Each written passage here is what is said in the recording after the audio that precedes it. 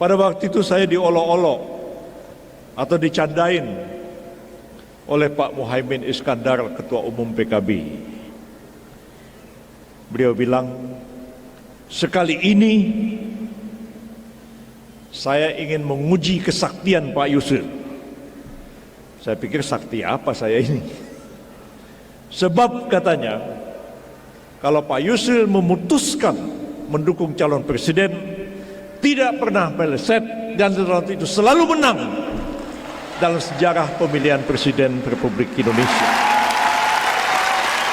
Insya Allah sekali ini keputusan PBB setelah menimbang-nimbang, memperhatikan kemungkinan hanya ada 3 calon. Ada Pak Ganjar, ada Pak Anies, ada Pak Prabowo. Kita sepakat mengambil keputusan Pak Prabowo dari berbagai segi kalkulasi rasional, beliau dalam posisi yang diuntungkan dalam pemilihan presiden kali ini. Baik 3 pasangan maju, insya Allah menurut kalkulasi kami, beliau akan masuk ke putaran kedua. Dan pada waktu putaran kedua, kita lihat pasangan ketiga yang kalah dalam putaran pertama akan bergabung ke siapa. Baik calon A atau calon B, yang kalah itu pasti akan bergabung ke Pak Prabowo. Begitu juga kalau sejak awal hanya ada 2 pasangan, berarti ada pasangan ketiga yang gagal untuk maju sebagai calon. Pengikut pasangan yang gagal ini akan lari kemana? Kami kalkulasi tidak mungkin lari ke sebelah, pasti akan lari ke Pak Prabowo Subianto. Jadi dari segala kalkulasi rasional, beliau punya potensi untuk menang. Dengan dukungan kita bersama dan keputusan yang tepat yang beliau ambil nanti dalam pendaftaran calon presiden wakil presiden bulan Oktober, insya Allah sekali ini Pak Prabowo akan memenangkan pertarungan pemilihan presiden Republik Indonesia. Bagi saya, tidak sembarang orang bisa jadi presiden. Bukan sekedar jadi presiden, tapi yang jauh lebih penting adalah ketika dia sudah terpilih menjadi presiden, apa yang dia bisa lakukan untuk kemajuan dan kemaslahatan bangsa dan negara kita, itu jauh lebih penting daripada sekedar terpilih sebagai seorang presiden. Ketika jadi presiden, dia mampu menempatkan orang-orang yang pas dalam jabatan itu. Bukan sekedar menempatkan orang dalam kabinet tanpa bertanya lebih jauh, orang ini mampu atau tidak. Diserahkan pada partainya. Oh, partai A, siapa yang menjadi menteri? Comot, ya. Nanti kalau ada apa-apa, tanggung jawab sendiri ya. Ya tidak bisa begitu jadi presiden.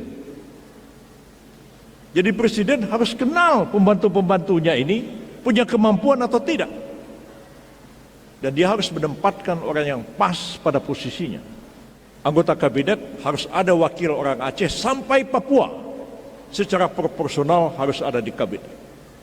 Kedua, berapa yang beragama Islam harus ada dalam kabinet. Berapa yang beragama Kristen dan Katolik harus ada di kabinet. Jangan sampai tidak ada orang Hindu atau orang Buddha yang masuk dalam kabinet. Sekurang-kurangnya ada 1 orang Bali, 1 orang Papua ada di dalam. Orang Aceh ada, Minangkabau ada, Jawa apalagi, Sunda ada. Karena kabinet itu representasi dari seluruh rakyat Indonesia. Jangan sampai ada satu suku merasa, kok kami seperti nggak dianggap. Itu bahaya bagi kesatuan dan persatuan bangsa kita. Nah, Pak Prabowo punya pengalaman yang panjang, terutama dalam bidang militer, tapi juga menangani isu-isu krusial yang dihadapi oleh bangsa ini. Akhir-akhir ini saya lihat Pak Prabowo menulis beberapa buku tentang ekonomi, tentang penjabaran apa yang beliau sebut dengan ekonomi Pancasila. Walaupun bukan tulisan seorang profesor atau seorang doktor ekonomi, tapi itu tulisan dari seorang yang akan mengambil satu kebijakan. Agak beda. Mungkin kita yang para profesor di kampus bisa nulis sangat akademik, belum tentu bisa diterapkan. Tapi tulisan Pak Prabowo itu tulisan yang sangat implemented, sangat mungkin dilaksanakan di dalam kenyataan. Saya baca buku-bukunya. Pak Prabowo kemudian 5 tahun belakangan ini menjadi Menteri Pertahanan dan memikirkan hampir seluruh aspek dalam kehidupan bernegara kita, karena pengertian pertahanan itu bukan hanya dalam artian pertahanan militer, tapi pertahanan dalam semua aspek dalam kehidupan kita sebagai sebuah bangsa dan negara. Karena itu PBB berpendapat setelah 5 tahun beliau menjadi Menteri Pertahanan, beliau ini layak untuk menjadi Presiden Republik Indonesia.